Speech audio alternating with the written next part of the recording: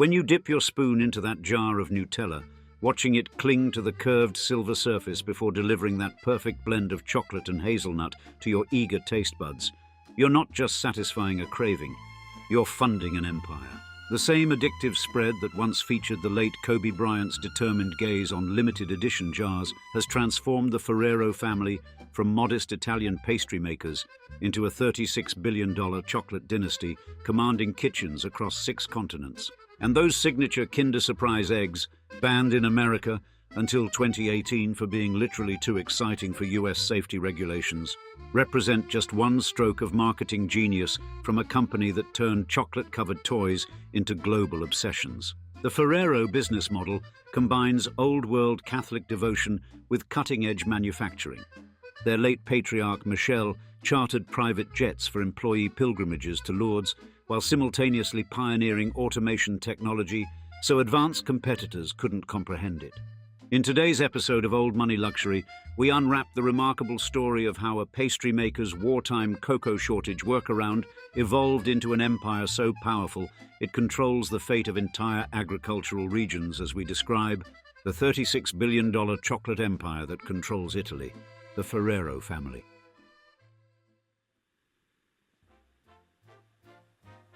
Let us tell you about the Ferrero clan. A family so wealthy their fortune would make even the most seasoned luxury connoisseurs drop their champagne flutes in astonishment. Those maestros of chocolate seduction have transformed a humble hazelnut paste into a $36 billion empire. While you've been licking Nutella off a spoon at midnight, don't deny it, Giovanni Ferrero has been counting his $38.9 billion atop his chocolate throne as Italy's richest man. A fortune so vast he could purchase every Lamborghini ever manufactured and still have enough spare change to buy a private island where he could park them all. Their signature gold-wrapped Ferrero Rocher chocolates, those spherical ambassadors of indulgence that materialize at every gathering worth attending, serve as edible status symbols that have infiltrated holiday traditions across 6 continents. The family's sweet dominion employs 47,000 people across 37 production facilities, consuming a staggering 25% of the world's entire hazelnut supply, enough nuts to make even squirrels stage protest rallies. From their suspiciously tax-friendly Luxembourg headquarters, they orchestrate a chocolate symphony that plays in 170 countries, with maestro brands Kinder, Tic Tac, and recent acquisitions like Butterfinger performing in perfect harmony. Their €18.4 billion annual revenue represents nearly 1% of Italy's entire GDP, proving that chocolate, not politics, creates true national influence. Despite their astronomical wealth, the Ferreros cultivate a level of secrecy that would make CIA operatives blush, avoiding press conferences with the same fervor vampires avoid garlic and designing their own machinery to prevent industrial espionage. The source of their vast fortune extends beyond their flagship Nutella, spread to an empire of confectionery delights. Ferrero Rocher, Kinder Surprise eggs, and Tic Tacs flow from their factories like sweet rivers of profit, recently joined by American classics Butterfinger and Crunch after their 2018 acquisition spree. Giovanni serves as the third-generation patriarch and executive chairman, having restructured the company in 2017 to appoint non-family member Lapo Civiletti as CEO, a move that shocked family business purists who viewed it as chocolate heresy. The Ferrero fortune continues to swell through strategic acquisitions, including Wells Enterprises in 2023, the maker of Blue Bunny ice cream, and Free System, Italy's frozen bakery leader, diversifying their sweet portfolio beyond traditional confectionery. Their corporate culture blends Italian family values with religious devotion. Michel Ferrero, Giovanni's father, placed a statue of Our Lady of Lourdes in every factory and regularly chartered private jets for company pilgrimages to the sacred site, believing divine intervention blessed their chocolate formulas. Whispers of controversy occasionally pierce their gold foil reputation. Allegations of child labor in Turkish hazelnut farms have raised uncomfortable questions about the true cost of that morning Nutella fix, while their Luxembourg tax structure attracts the kind of scrutiny reserved for companies whose financial strategies prove as complex as their chocolate recipes. Behind these gold foil-wrapped billions lies an origin story born not in privilege, but in deprivation. a tale of post-war resourcefulness that began with a shortage so severe it forced an Italian pastry maker to look at hazelnuts and see chocolate where none existed.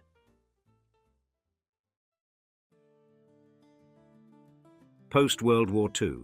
Italy crawled from the rubble with empty pockets and emptier pantries, where luxuries like chocolate had become as rare as a politician keeping promises. In 1946, while Europe languished in austerity, pastry maker Pietro Ferrero gazed upon Alba's abundant hazelnut trees with the intensity of a man on the verge of revelation. With cocoa as scarce as sincerity at a political convention, Pietro created giandujotte, a solid hazelnut cocoa block meant to be sliced like bread, born from the empty stomachs and full determination of a war-weary nation. This humble confection, conceived in a pastry shop barely larger than a modern walk-in closet, contained within its simple ingredients the genetic code for a multinational behemoth. Pietro's next creation, Super Crema, offered a more spreadable version that made chocolate-deprived customers feel they indulged in luxury while actually consuming a clever wartime substitute. Fate dealt a cruel hand. Pietro's heart surrendered in 1949 at age 51, his body giving out before he could witness the empire his creation would spawn. The company passed to his brother Giovanni and son Michel, a 23-year-old thrust into a business role so demanding it would give modern MBA graduates immediate anxiety attacks. Michel possessed genuine vision, seeing in his father's hazelnut spread the potential for global domination long before expansion became standard corporate strategy.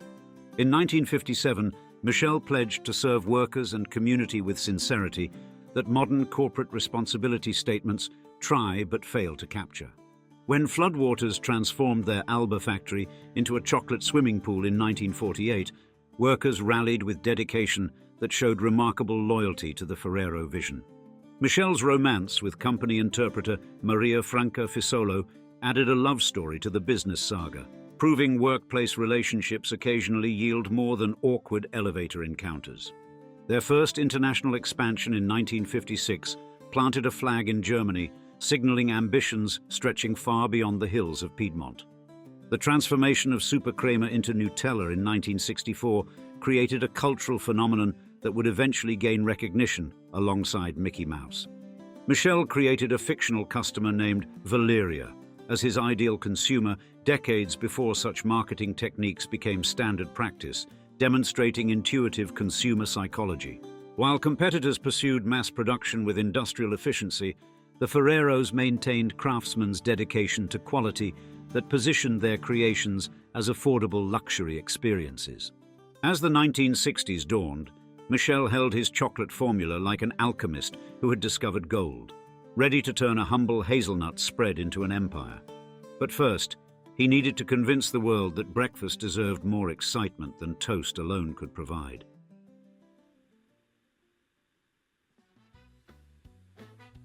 The 1960s roared in with Michel Ferrero wielding his recipe like a conductor's baton, ready to orchestrate a chocolate revolution that would conquer breakfast tables worldwide.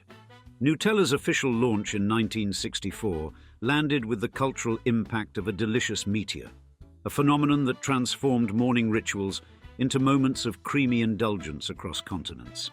Michel's brilliance lay in recognizing that post-war Europeans craved affordable luxury, small jars of happiness in an era crawling out from under rationing's heavy shadow. Ferrero factories multiplied across Europe with strategic precision, establishing outposts in France, Belgium, and the Netherlands faster than cream fills a cannoli. Kinder Chocolate arrived in 1968, targeting children with marketing savvy that understood kids control family shopping lists through the ancient art of persistent whining. The Kinder Surprise Egg, hatched in 1974, combined two childhood obsessions, chocolate and toys, creating a product so brilliant it would eventually be deemed too exciting for American children. Tic Tac Mints clicked onto the global stage in 1969, proving that breath fresheners could become fashion accessories with the right packaging.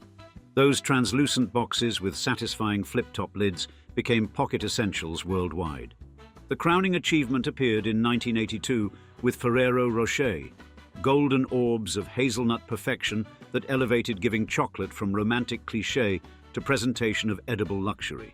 The name Ferrero Rocher, inspired by the Lourdes grotto where the Virgin Mary reportedly appeared, revealed Michel's spiritual devotion, blending Catholic reverence with chocolate craftsmanship. By the 80s, Ferrero had planted flags in the Americas, expanding with determination that would make Columbus revise his ambitions upward. Their vertical integration strategy, acquiring hazelnut suppliers like the Oltan Group in 2014, ensured ingredient control so complete it became the envy of supply chain managers everywhere. Michel's business philosophy dismissed quarterly profits as short-sighted folly, prioritizing generational growth over the immediate gains that obsess modern corporations. The Ferrero Foundation, established in 1983, committed to employee welfare beyond retirement, offering healthcare, social activities, and cultural programs that other corporate pension plans could only dream of matching. The family's pilgrimages to Lourdes aboard private jets demonstrated religious devotion paired with financial success, a combination rarely achieved without compromise. Their products achieved household status while the family maintained sphinx-like silence about operations, with Michel earning recognition as Europe's most secretive tycoon, the chocolate world's Howard Hughes, minus the peculiar habits. Annual consumption of 100,000 tons of hazelnuts, roughly 25% of global supply, gave them agricultural leverage that transformed market dynamics for this humble nut. By 1997, when Michel handed control to sons Giovanni and Pietro Jr., the family business had evolved from local confectioner to global powerhouse through a formula of innovation, quality obsession, and marketing genius. Their distinctive packaging made products instantly recognizable from Rome to Rio, creating not merely chocolate, but cultural artifacts that connected generations through shared sweetness. As Michel stepped back from daily operations, the Ferrero empire stood ready for its next chapter. But the path of inherited wealth rarely runs smooth, and challenges awaited that would test even the strongest family bonds. Gold wrappers sometimes hide the bitterest centers.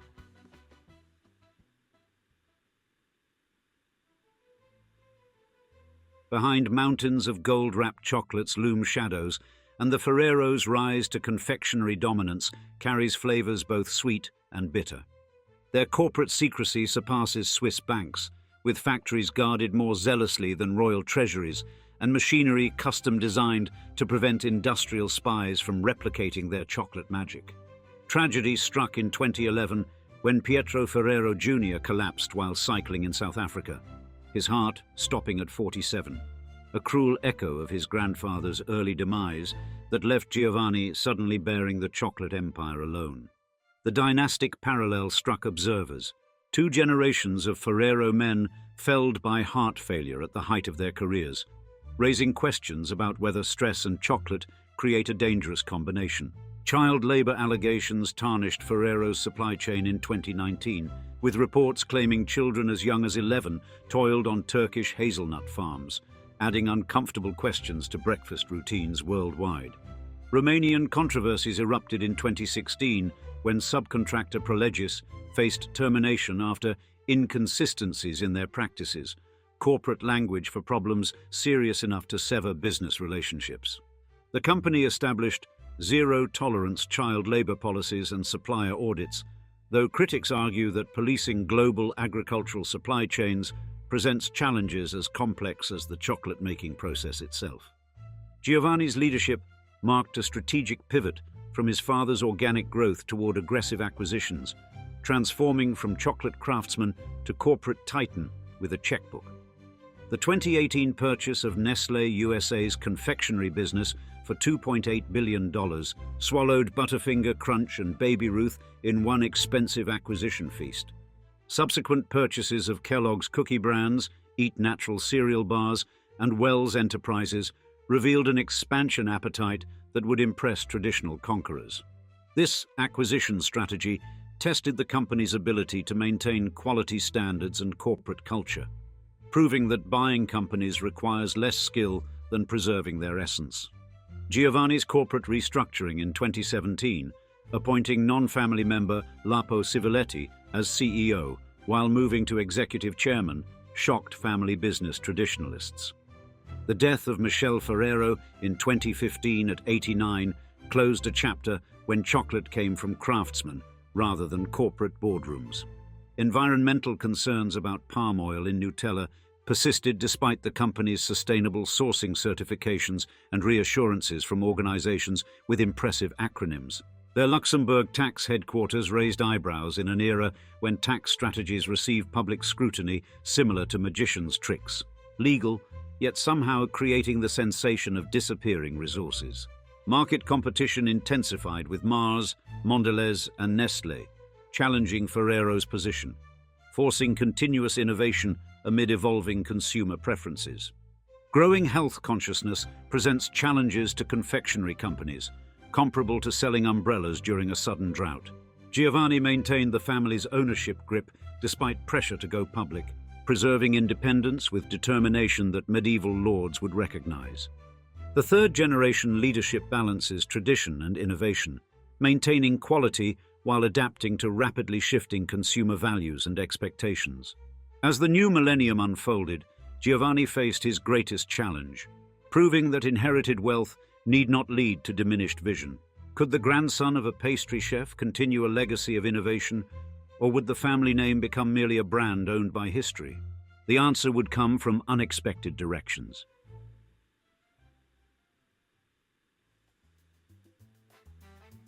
The Ferrero saga demonstrates what happens when Italian creativity meets obsessive quality control. A $36 billion response to a question nobody asked. What if hazelnuts and chocolate formed an unbreakable alliance? Giovanni's growth targets, doubling company size every decade at 7.33% annual growth, reveal expansion ambitions that ancient emperors would admire for their audacity. Their 2023 acquisition of Wells Enterprises represented more than buying an ice cream company. It declared strategic intent to expand from melting hearts with chocolate to capturing taste buds with Blue Bunny and Halo Top. The purchase of Free System, Italy's frozen bakery leader, proved that while circling the globe, the Ferreros keep one gold-wrapped foot planted in Italian culinary heritage. Despite global expansion, their connection to Alba remains potent, with the Ferrero Foundation serving as a monument to corporate gratitude toward the workers who built their chocolate kingdom. This foundation treats retired employees as family members emeriti, offering healthcare, social activities, and cultural programs that transform corporate retirement from an ending into a new chapter. The motto, "Work, Create, Donate," guides their philanthropy with precision matching their recipe measurements, creating impact as carefully crafted as their confections. Their sustainability achievements, 96% cocoa supply traceability and 79% hazelnut traceability, demonstrate corporate responsibility with actual results, moving beyond empty environmental promises. Giovanni navigated from family-run business to global corporation while maintaining complete family ownership, comparable to performing heart surgery while riding a bicycle. Their manufacturing secrecy proves that in our oversharing era, some traditions remain valuable, protecting recipes with the dedication of grandmothers guarding family culinary secrets. Nutella has evolved beyond food to become cultural shorthand for indulgence, inspiring dedicated cafes, cookbooks, and art exhibitions, proof that childhood loves mature into adult passions. Ferrero Rocher's holiday sales spike, 60% occurring in the year's final quarter, confirms these chocolates have become integral to celebration rituals worldwide. Kobe Bryant's early 2000s Nutella endorsement connected with younger consumers, his face on jars alongside "Try Kobe's favorite," marketing magic before influencer entered business vocabulary. Their 35 brands populate pantries across 170 countries, yet maintain production standards that would satisfy the most demanding culinary perfectionists. As global tastes evolve toward health consciousness, Ferrero faces the challenge of having perfected indulgence precisely as moderation becomes fashionable. The Ferrero story reveals that great businesses often arise from adversity.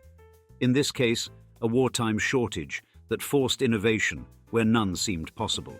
What distinguishes Ferrero from countless family enterprises that became corporate footnotes lies in their ability to remain independent through 3 generations, while expanding from regional specialty to global presence.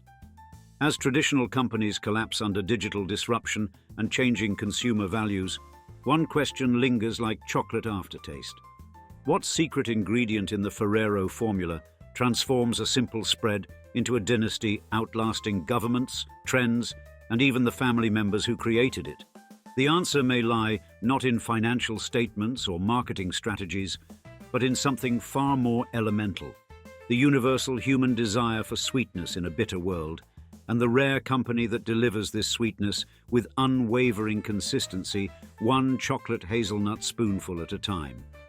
And now, we'd like to see you in the comments.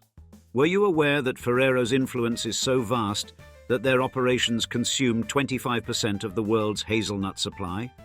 Thank you for watching another episode of Old Money Luxury, and we'll see you on the next one. Cheers.